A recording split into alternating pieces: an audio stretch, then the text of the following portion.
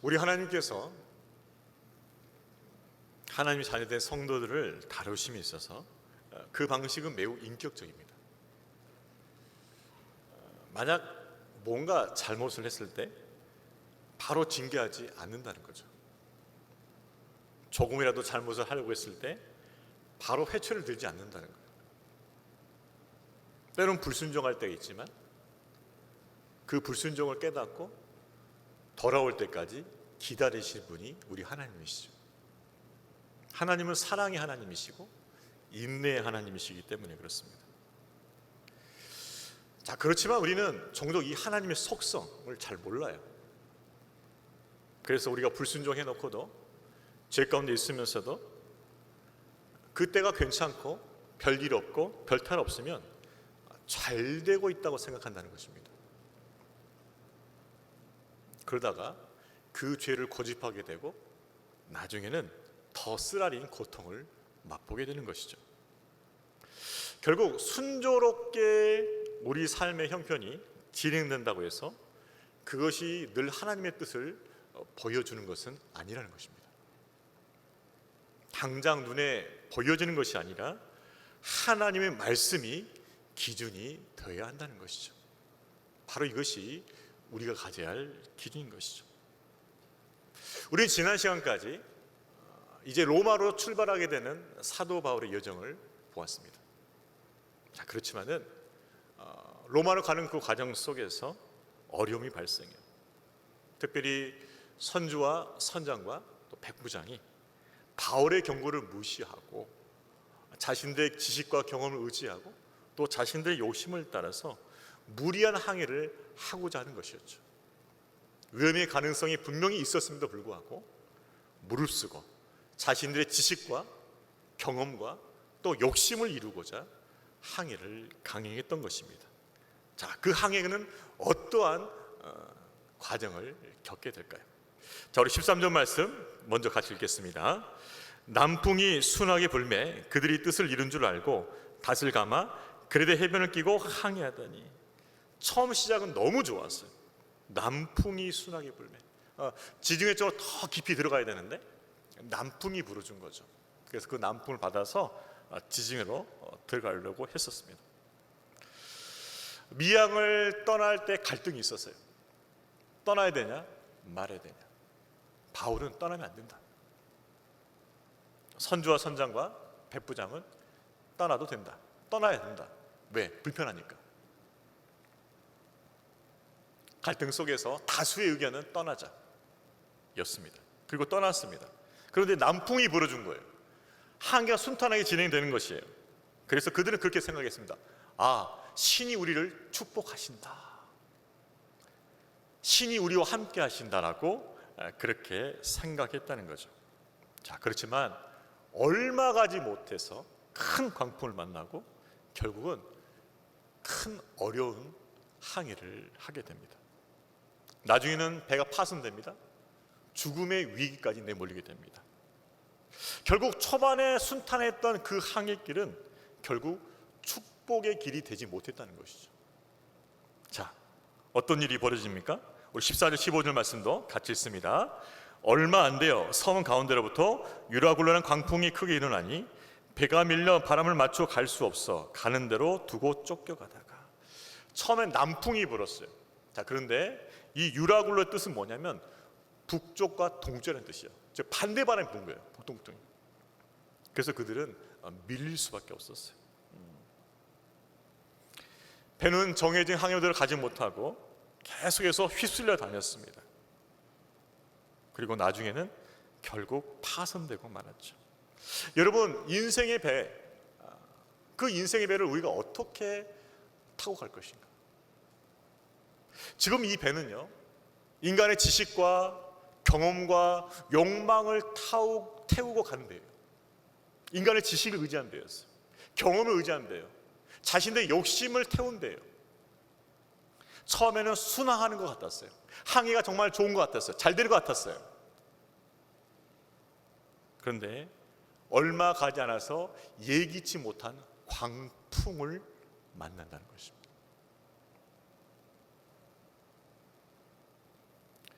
우리가 우리의 삶을 바라볼 때 가끔 실수하는 것이 이것이에요.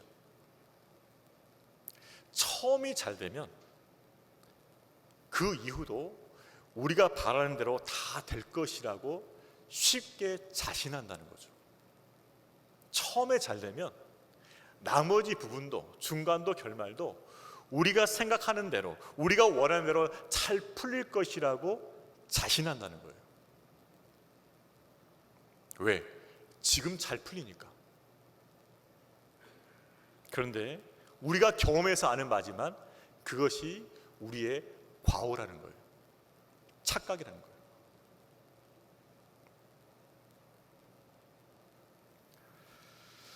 하나님께서는 자기가 사랑하는 백성들은 그 백성들이 그 자녀가 그릇된 길로 가게 되면은 징계하셔요. 그 징계가 사랑의 표시예요. 불순종의 길, 잘못된 길로 가고 있을 때 얘야 그게 아니다라고 말씀해 주시고 깨닫게 하셔서 빨리 돌아오길 바라시는데 그 자녀들이 그 지각이 없는 거죠. 참다 참지 못해서 징계를 내리시는 거예요. 그리고 돌아오게 만드는 거죠.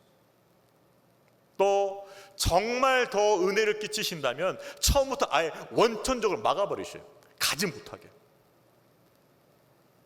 저는 이것을 원천적 봉쇄 은혜라고 이름합니다. 처음부터 아예 가지 못하게 막아버리셔요. 그것도 은혜예요, 여러분. 원천적 봉쇄 은혜를 주시든지 아니면 가다가 못 가게 하시든지.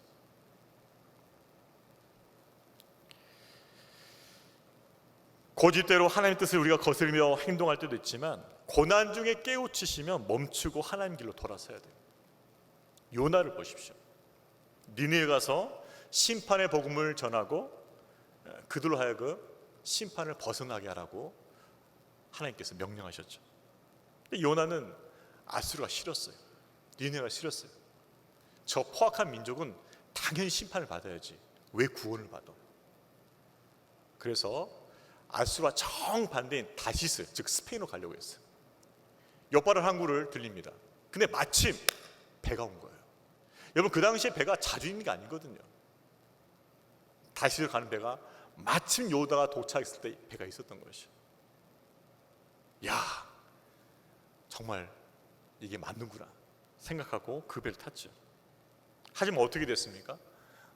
얼마 못 가서 역시 풍랑을 맞게 되고 요나는 바다로 던져진다는 거죠.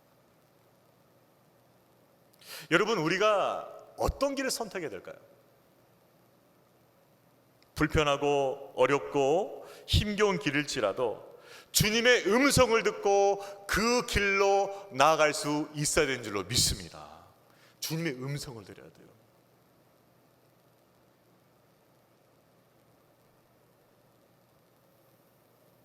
여러분, 주님이 우리에게 가르쳐준 주님의 길은 좁고 협착한 길이에요. 쉽게 마음이 가지 않는 길입니다. 왜요? 그 길은 불편해요. 그 길은 어려워요. 그 길은 힘들어요. 그 길은 위험이 있어요. 위험이. 그래서 잘 안 가려고 하는 거예요. 그 길은. 근데 주님께서 뭐라 말씀하세요? 아니다, 그 길이다. 그 길에 생명이 있고 그 길에 하나님의 역사가 있고 그 길에 나의 예비된 계획이 있다고 말씀하시는 거죠. 저와 여러분, 넓고 순탄한 길은 아닐지라도 또 오히려 험할지라도 주님의 음성을 듣고 주님이 이끄시는 그 길로 갈 수 있기를 주의 이름으로 축원합니다. 보이는 눈을 따라서 잘 되네, 이게 아니라는 거예요. 그것은 잠깐일 수 있어요. 영원한 하나님, 그분의 음성을 듣고 나가는 저와 여러분 되기를 주의 이름으로 축원합니다. 자, 광풍을 만난 배는 어떻게 됩니까? 아주 정말 험난한 시간을 갖게 되죠. 자, 16절 17절 말씀도 같이 읽습니다. 가오다라는 작은 섬 아래로 지나 간신히 거루를 잡아 끌어올리고 줄을 가지고 선체를 둘러 감고 스르듯에 걸릴까 두려워하여 연장을 내리고 그냥 쫓겨가더니 바울령을 태운 배는 목적이 있던 베니스보다 훨씬 더 남쪽, 약 60km 남쪽으로 위치한 가우다라는 섬을 만나게 돼요. 거기서 할 수 있었던 것이 뭐냐? 구명선 끌어올리는 거, 그리고 거친 풍랑이 배를 깨니까 그것을 깨는 것을 방지하기 위해서 줄을 감는 거, 그게 전부였어요. 특별히 스르디스라는 모래톱에 걸리면 끝장입니다. 움직일 수가 없어요. 결국은 계속 풍파를 맞다가 배가 쪼개지는 거예요. 그러니까 산지에 모든 위험이 있는 거예요. 모든 것은 위험이 있는 거죠. 풍랑 일지, 모래톱에 걸리면 안 되지, 가다가 암초 걸리면 배 구멍 나지. 희망이라고 하나 안 보이는 거예요. 희망이라고. 또 배를 마음대로 조정할 수가 없어요. 내가 맡기는 거죠. 17절 마지막 보면 이렇게 나와 있습니다. 그냥 쫓겨가다니. 그 풍랑 속에서 배를 통제할 수가 없는 거예요. 여러분, 우리 인생 가운데 이런 때가 있습니다. 내 인생을 내가 통제할 수가 없어요. 그냥 상황에 쫓겨가는 거예요. 쫓겨가는 거예요. 무엇인가를 생각하고 계획하고 뭔가를 해야 된다는 것은 꿈이에요. 어떻게 보면 그냥 하루하루 사는 것이 다일 수도 있어요.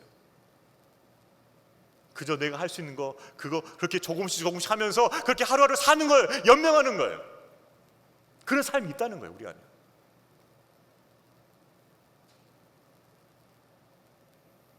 내 인생의 통제권을 다 잃어버리고 내 인생의 길을 놔버리고 그저 쫓겨가는 인생의 때가 있다는 거죠.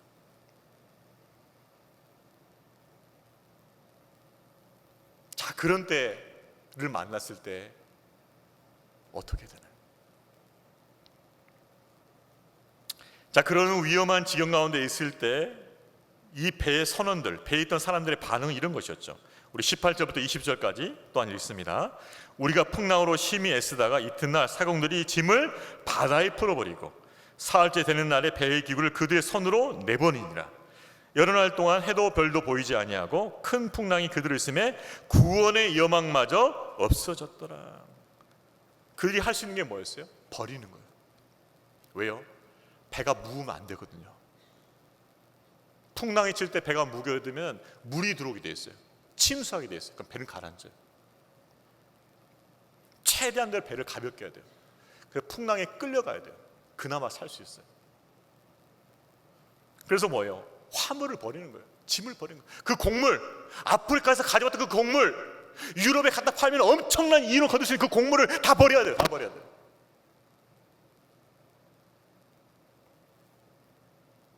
이 사람들 이 배에 탔을 때 어떤 꿈을 꿨을까요? 이 곡물만 유럽에 팔면 우리는 떼부자 된다, 거부가 된다. 그 꿈을 안고 이 배를 탄 거예요. 그러나 깨어지는 배처럼 그들의 꿈은 지금 깨어지고 있어요. 배만 깨어지는 게 아니에요. 그들의 꿈도 지금 깨어지고 있어요. 그들의 계획도 지금 깨어지고 있어요. 왜? 곡물을 버려야 되니까. 버려야만 사는 거니까. 여러분, 우리가 하나님의 인생의 그 풍파 속에 던지셨을 때 제일 먼저 하시는 게 뭔지 아십니까? 세상에 헛된 지착했던 것들 다 버리게 하시는 거예요. 다 버리게. 왜? 헛된 집착이니까. 생명이 없는 것에 집착하고 있으니 그것이 너의 생명을 갉아먹고 너로 하여금 하나님께 주신 은혜와 축복에서 멀어지게 만드니 그 헛된 집착을 다 버려야 된다는 거예요. 다 버려야 된다는 거예요.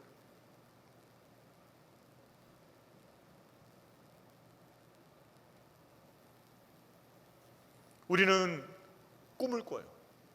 계획을 세워요. 그것만 되면, 그것만 잘 되면, 그것만 성사되면 나는 대단해질 거야. 큰 성공을 이룰 거야.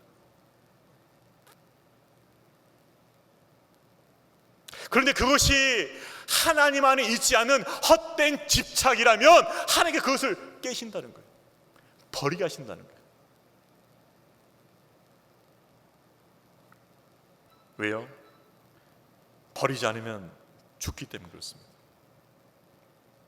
여러분 삶 가운데 고난의 광풍이 닥쳤을 때 여러분이 해야 할 믿음의 반응 첫 번째는 무엇인가? 그것은 헛된 집착을 버리라요. 하나님 외에 내 생각으로, 내 욕심으로 집착하는 그것들을 버리지 않으면 여러분은 살 수가 없는 거예요. 버려야 돼요.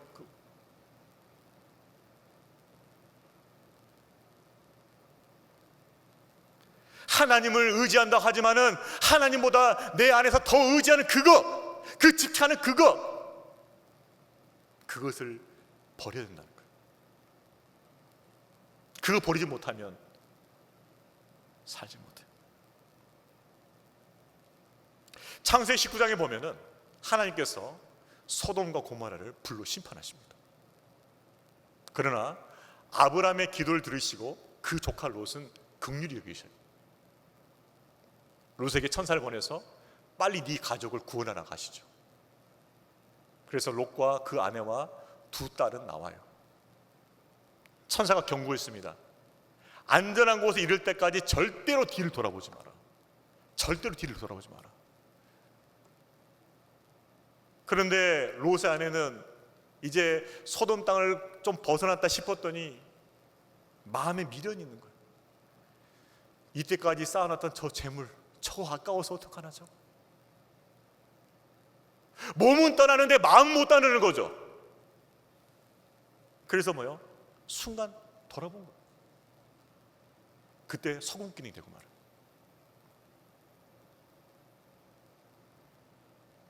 우리가 정말 깨어있지 않으면 중요하지 않는 것을 집착하면서 정말 중요한 것을 잃어버린다는 거예요.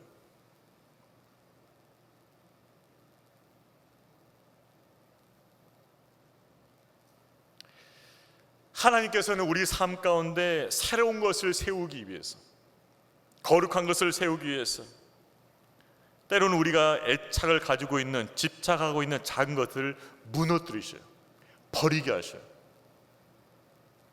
그것이 거룩한 파괴입니다. 거룩한 파괴예요. 그것이 파괴되어야만 해요. 그래야만 우리가 사는 거예요. 그것이 파괴되지 않으면 버젓이 살아서 나를 통제하고 나를 주관하고 나를 인도하면 우리는 그 생명을 이루지 못해요. 하나님께서는 고난의 풍랑을 통해서 우리가 헛되게 집착하는 그것을 파괴시키는 거예요.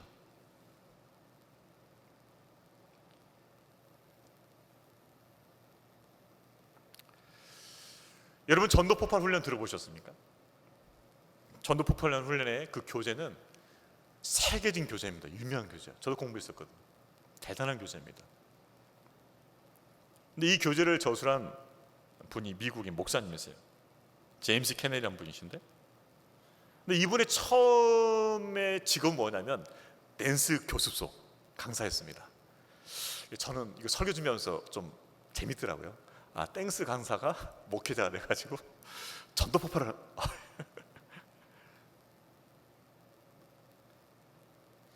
처음에 댄스 교습소를 열었을 때 너무 장사 잘 된 거예요.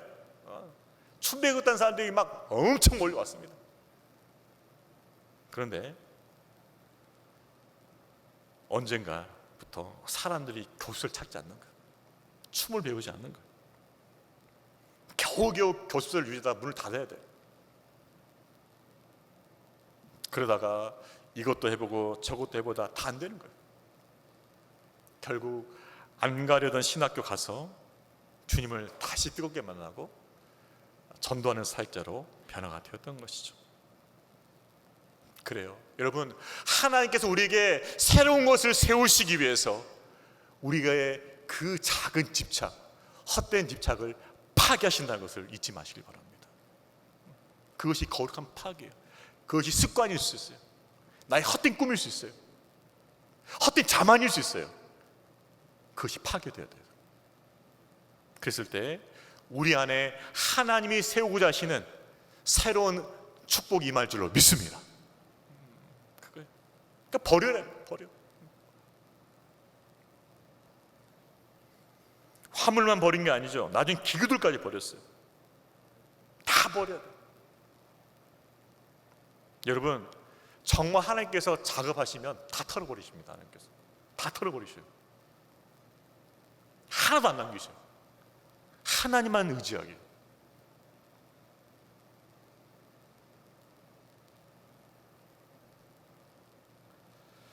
짐과 기구들도 다 바다에 던져버리고, 그 당시엔 나침판도 없었어요.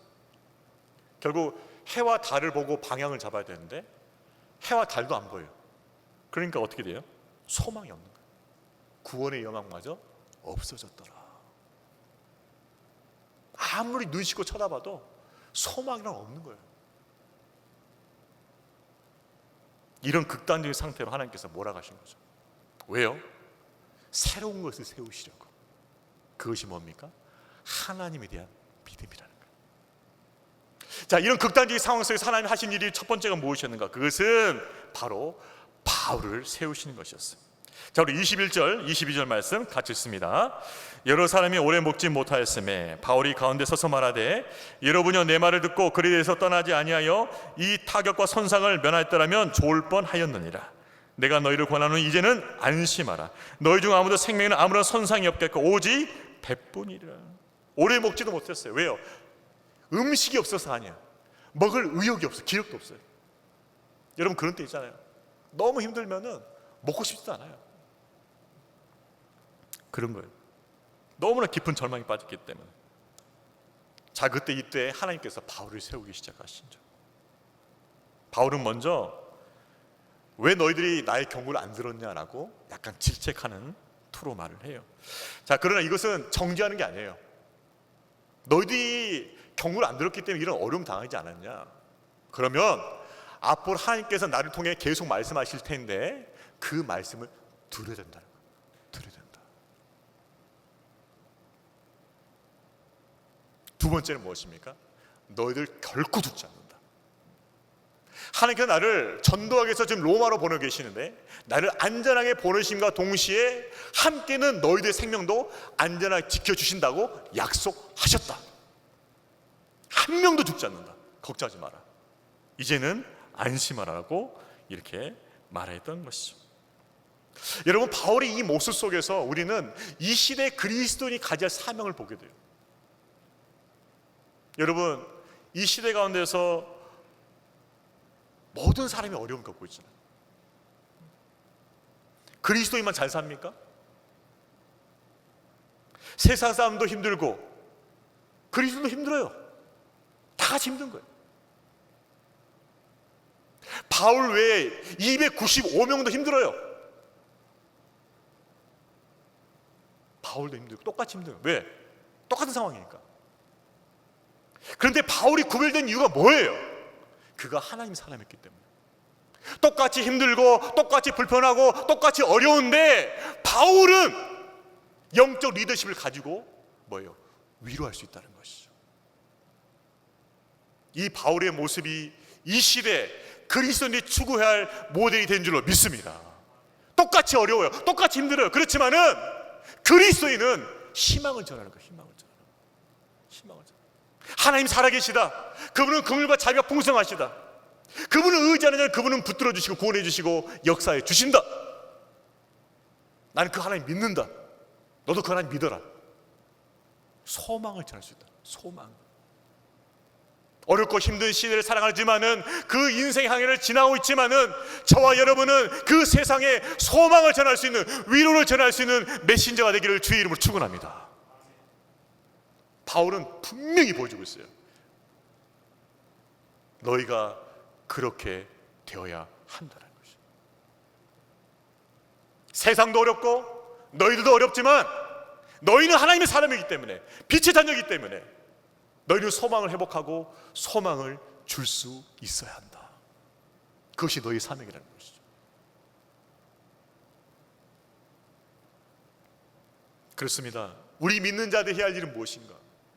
그것은 절망 속에서도 소망을 전하는 것. 절망 속에서도 소망을 전하는 것.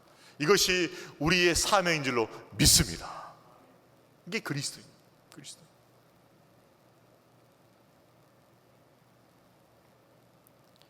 자, 바울은 똑같이 힘들고 똑같은 암묵적 상황이고 똑같은 그 절망적 시간을 같이 보내고 있는데 왜 그들에게 구원의 확신과 소망을 전할 수 있었을까? 이게 포인트예요. 자, 우리 23절 24절 말씀 같이 읽습니다.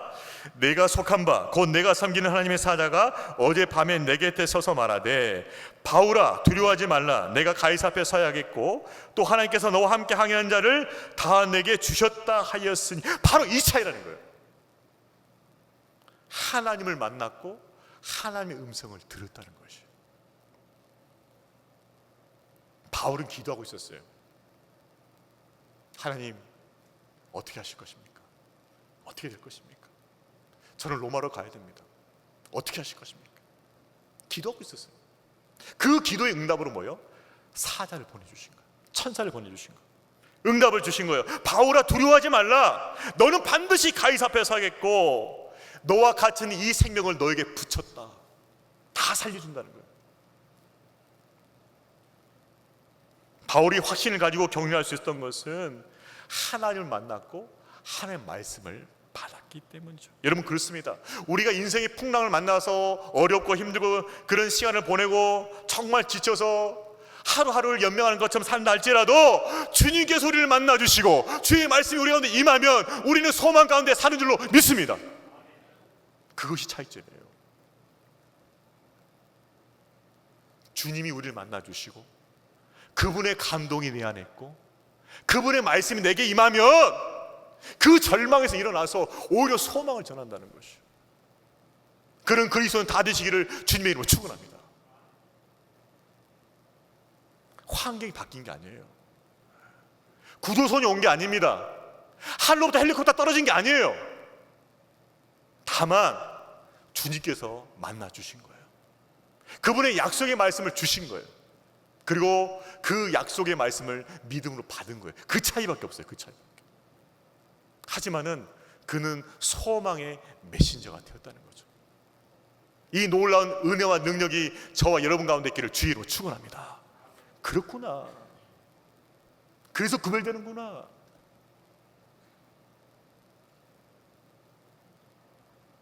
이 시대 그리스도인들이 가야 할 방향성을 분명히 보여주고 있습니다. 오늘 본문.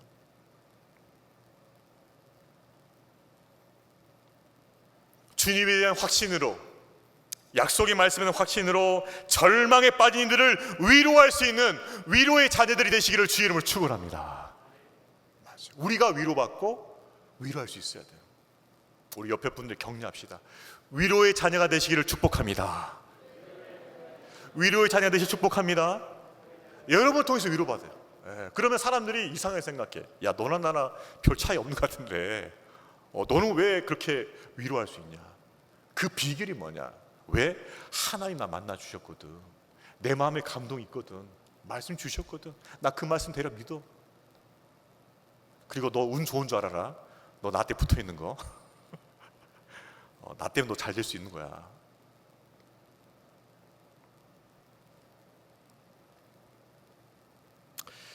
우리가 절망 가운데 있다 할지라도 하나님 그분의 은혜가 임하고 그분의 말씀을 받는다면 아브라함처럼 우리는 우리 주변의 가족과 이웃들에게 복의 통로가 되는 줄로 믿습니다. 이건 완전히 다른 거예요. 이건 똑같은 상황인데 다른 존재로 사는 거예요. 똑같은 상황인데 다른 존재로 사는 거예요. 그게 하나님 자녀예요. 그렇게 살 수 있기를 주의 이름으로 축원합니다.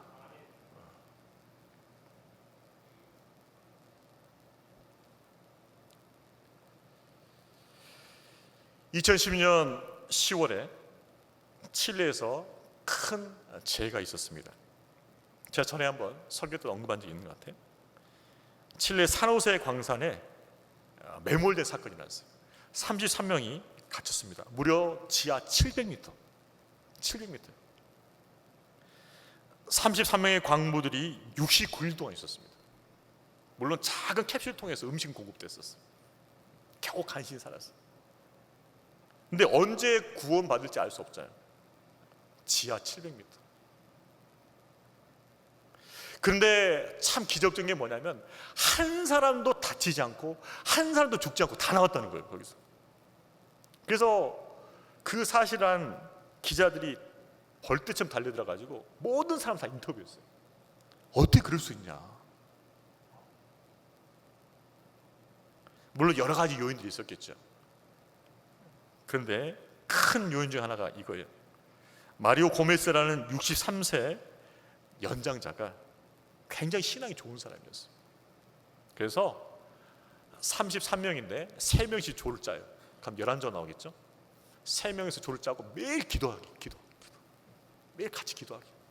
3명이서 기도하게 만들어. 말씀으로 암송하게 만들어. 말씀 붙잡고 기도하게 만들어. 그렇게 신앙으로 기도하며 보살피며 돌보게 해주셨어요. 그런 영적 리더십 관이 있었다는 거예요. 여러분, 고난이 오래되면요 당연히 힘들어요. 절망에 빠질 수밖에 없어.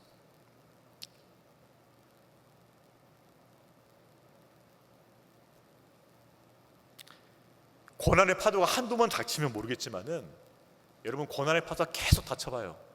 그거 누가 견디겠습니까? 견딜 사람 없습니다. 저도 못 견뎌요. 어떤 분이 이렇게 간증을 해요. 그런 고난의 폭포가 있었지만 제가 의지를 가지고 믿음을 가지고 잘 헤쳐나왔습니다. 그분이 모르는 게 있어요. 그렇게 헤쳐나올 만큼만 고난을 주신 거예요. 그리고 고난을 감당할 만한 은혜를 주신 거예요. 그걸 잊어서는 절대 안 돼요. 은혜 주셨기 때문에 감당하고 헤쳐나온 것이죠.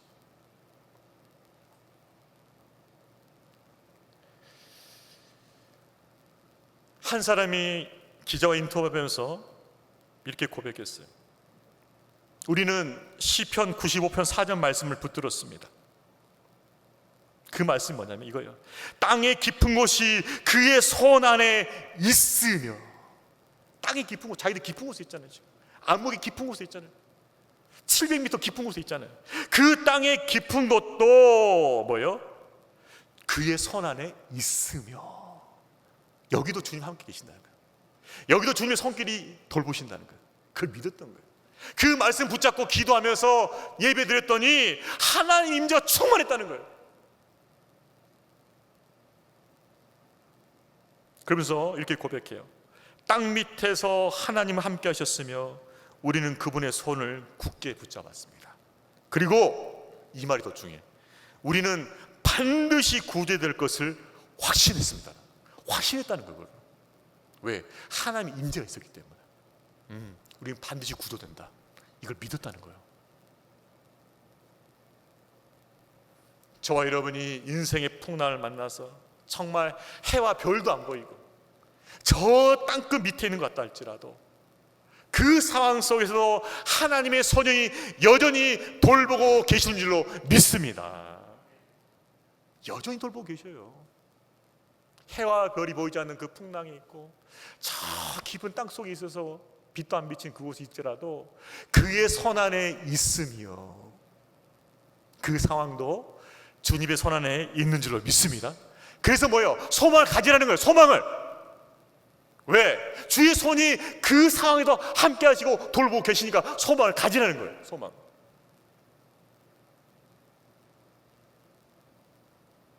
나를 볼 때는, 내 자신을 볼 때는 소망이 없어요.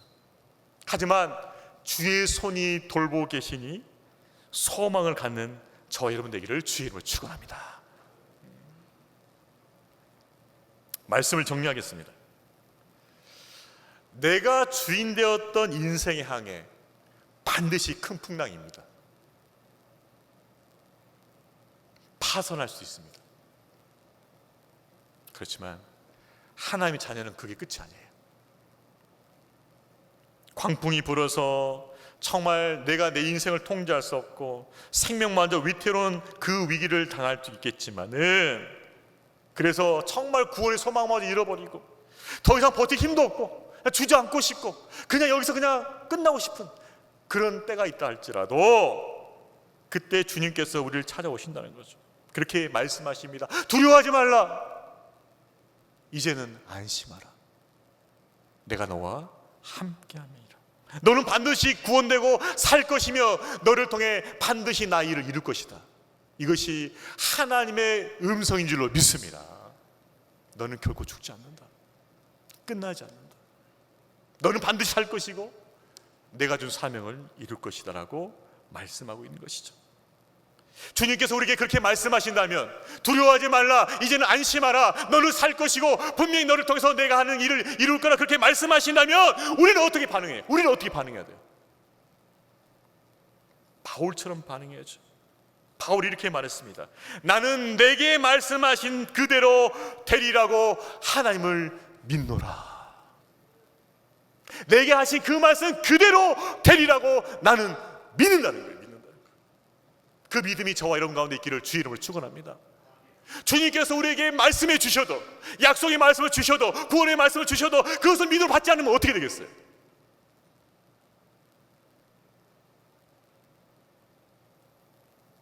오늘 바울에게 주신 그 말씀, 배에 타고 있던 그 소망이었던 그 선원들에 주셨던 그 말씀은 오늘 인생의 풍파를 만나 헤매고 우리에게 주시는 말씀인 줄 믿습니다. 두려워하지 말라, 이제는 안심하라. 그 음성을 듣고 바울처럼 하나님을 믿습니다, 그렇게 고백하는 저와 여러분 되기를 주의 이름으로 축원합니다.